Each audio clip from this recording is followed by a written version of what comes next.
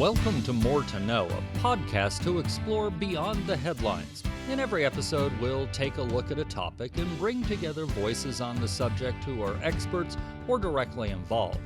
We'll talk about what's in the news, science, technology, some sports, and just things that have, well, more to know. I'm your host, Christopher Conover. In this episode, more to know about the lawn. It's a sound of summer for many places in the U.S., the lawnmower. But if you're like me, that's not what the mowing sounded like, at least not at first as a boy on a humid South Florida summer morning.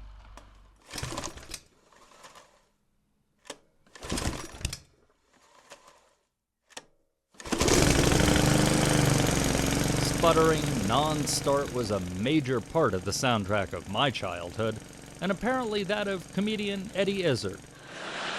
It's a technique that works. First go one, no. Do a few adjustments. One, not on your life. Just one, But our topic for this episode is not the frustration of starting a mower. It's why we had to start the mower, the lawn. The lawn is not a uniquely American thing. It dates back in our history to the founding of the country, a way to recreate those big British estates we'd left behind. And even though they aren't unique to this country, let's face it, Americans love their lawns. So much so that Dr. Paul Robbins, the dean of the Nelson Institute for Environmental Studies at the University of Wisconsin-Madison, wrote a book about it called The Lawn People. The book is more than a decade old now, and while Americans are still fascinated, maybe at times bordering on obsessed with the lawn, that patch of green may have hit what he calls the high water mark. I think that really might have been the 70s and 80s when it just kind of crested as a global phenomenon. Even growing up in Denver in the 70s, we had water rationing for lawns. That's when the calendar with the three symbols was introduced. It must have been around 1980 maybe, or 79. So, that it was coming already. And then you deal with the level of the crises.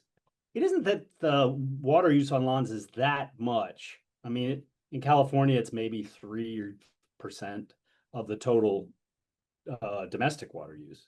No, human water. I think it may be, I think that it would include crops that drives it down to something that small. But my point about that is it just still feels excessive in an era of massive droughts. And in fact, the emotional tables turned in California during a drought a few years back where people were lawn shaming one another. Like where, oh, you're using water, especially celebrities. They were like watering their lawns. And neighbors would call the water police on them. So like that piece has crested, but I believe it's almost entirely around water scarcity. It's not around the lawn chemical depositions. It's not around high input fertilizer runoff. We have a lot of problems in Wisconsin with that because people put their houses right up to lakes and they like their turf to go right up to the water's edge. And they wonder why their lakes are suddenly disgusting and eutrophied. So, beautiful lawn, green algae-filled lake out back. In the early 2000s, when Robbins wrote The Lawn People, he was looking at a disconnect. He says now and then that disconnect still exists when it comes to the chemicals people put on their lawns to make them green and lush and kill those weeds. People are tied in knots about environmental issues, especially educated, environmentally concerned people who claim that these things are bad. I mean, the real disconnect is people who claim that lawn chemicals are bad for the environment or for children are more likely to be users of chemicals. I guess that just proves that you read the bag, right? And I think that's why it stands, like maybe if the work is held up, it's because it stands in for every other environmental problem we got. Everybody feels terrible that they're participating in things that they know are problematic long-term for the planet, for future generations, for their kids. And they do it anyway. But back to the issue most people talk about when it comes to lawns. water. But he says even if people tear out their lawns to save water, that doesn't necessarily mean they carry that idea forward and start, for example, taking shorter showers. See, the difference between the shower and the lawn is that the lawn is performative. So, as a human, the human part of the human geography, what makes the lawn interesting is its public spectacle. And that's true when you're conspicuously keeping it green and pouring inputs. And it's conspicuous when you rip it up or you replace it with xeriscape. There's all kinds of theatrics and social signaling that happens in either case. And so what I would say is that the retrenchment of the lawn is equally divisive. There is a literature on this. Sadly, I get anything that's written on the lawn comes to me to review. And there is a good literature by people who are out there looking at lawn battles. So I guess the thing about the lawn that's also interesting, right, is that it is right out in the front of the house in the US, and its absence is also right out in the front of the house, except where you're in a tighter urban setting where you might have the property fronting the street, right? But generally the suburbs as a place of battle become about yards over and over, whether or not they're lawns. So I think even the disappearance of lawns doesn't mean the disappearance of like contradictory struggles over people's front yard. That was Dr. Paul Robbins, the author of Lawn People. He's the dean of the Nelson Institute for Environmental Studies at the University of Wisconsin, Madison. Where I live in southern Arizona, that sound is as unfamiliar as 80% humidity. In Tucson, you find very few lawns because in the 1980s, the city offered homeowners money to tear out the grass. It was done as an effort to save water for the city in the Sonoran Desert. Dr. Joaquin Murrieta Salvador is a cultural ecologist with the Watershed Management Group in Tucson. We sat down on a recent early summer morning in the backyard of his home. 20 years ago, that's kind of when I arrived here to Tucson. I come from Hermosillo, Sonora, Mexico, which is still part of the Sonoran Desert.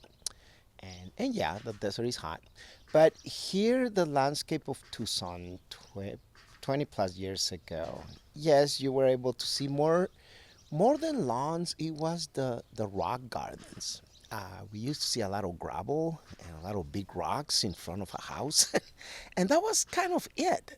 Sometimes you saw a barrel cactus, and at that time we still call it that, xeriscape. And yeah, we were probably saving a little bit of water because we weren't irrigating much. But that was generating a lot of other problems, like heat, like no nature in the city,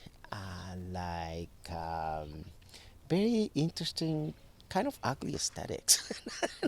There's a new movement in Tucson, more natural landscape instead of just rocks and some cactus. Joaquin's backyard is an example. It's an area some people would have difficulty picturing. It doesn't have that big swath of green grass, nor does it have rocks and gravel. Instead, it's filled with trees and bushes, not the bushes that are trimmed into squares, but look more like bushes. And there are paths through the yard for the family and the family cat to wander through, an area that is peaceful to the point that you almost don't notice the sound of the neighbor constructing something in the backyard next door or the Air Force jets flying overhead. Why do we want to look like this, or why is it changing to this? Because we're learning that nature provides so many benefits to the urban environment, in the sense of water infiltration, in the sense of shade and evapotranspiration to cool down our homes, our cities, our streets. And also we're sharing the space with additional wildlife. And when I say wildlife, it's not the jaguar. We're sharing it with birds, with pollinators, with bees, with hummingbirds that were flying over there. And people starting to identify that, hey, I can share my space with nature. He says changing your yard doesn't have to happen overnight. Maybe there's an area where the rain pools when it comes off your roof. Redirect that water with a quick trench, or maybe just put some plants there and create a little basin. And it doesn't need to be big. It's just a tiny little corner. But it's funny because from that tiny little corners, I call those are entry points, because this become an addiction. You start small, you see it working. If it rains like at 3 in the morning and you have your basin and guide the water to that side, and you're going to get up and you're going to see how the water and basin is behaving, and you see water coming in. Oh my God, it's working. Oh, well, I can make it bigger, I can make it deeper, I can do this over here. And that's my only word of caution. Yes, starting small is the way to go. It's fantastic because you get excited about it. It's just, wow, it's working. It's fantastic. My little plant is growing. My hummingbird came back, and it's right here in the corner of my house. Joaquin says he calls those 2-cup of coffee projects because that's about how long it takes to do. To get a full yard like his, that took a decade, and includes water tanks to store rainwater from the roof and piping to direct it to far parts of the yard. But you don't have to do all of that, and maybe you can't because local regulations or the HOA won't let you. I work a lot with governments, HOAs, community, and sometimes, and regulations and all that stuff. Sometimes the HOAs are harder than government to work with or to change them or to talk about things. And luckily, and that's kind of one of my conditions, if you want to call it that I like to work with people that invite us to work. We do a lot of education, and there's a lot of information out there. And HOAs are starting to call us, are starting to invite us. At least, what is this rain garden thing? What is this native plant thing?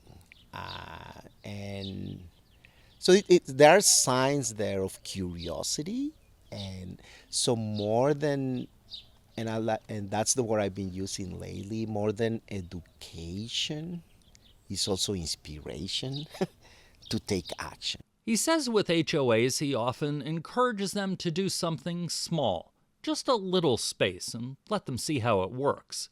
He also says there are internal arguments within HOAs. Some members want to allow more natural landscapes and rain gardens, while other members say it violates the rules. He laughs and reminds them they have the power to change their own rules.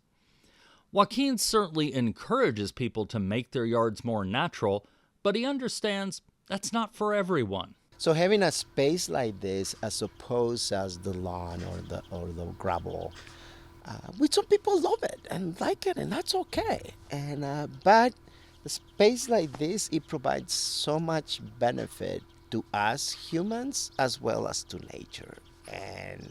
And if we can save a little money cooling down our surroundings of this house, our home, with trees and plants and pollinator plants and all that, more the better. And it actually feels good to be outside. Let's circle back to Paul for a moment. So therefore, it's possible to be less uptight and to give each other a little grace and to give the earth a little rest. That's, weeds are okay. You don't have to water all the time. Everything that's good for the earth is probably good for your psyche. You just let it go.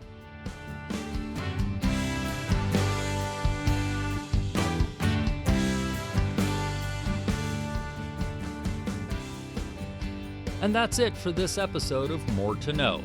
Make sure to like and subscribe so you never miss an episode. Thanks to Dr. Joaquin Murrieta Salvidar with the Watershed Management Group in Tucson, and Dr. Paul Robbins with the Nelson Institute for Environmental Studies at the University of Wisconsin-Madison for their time. Our music is by Enter the Haggis. I'm Christopher Conover. Thanks for joining us.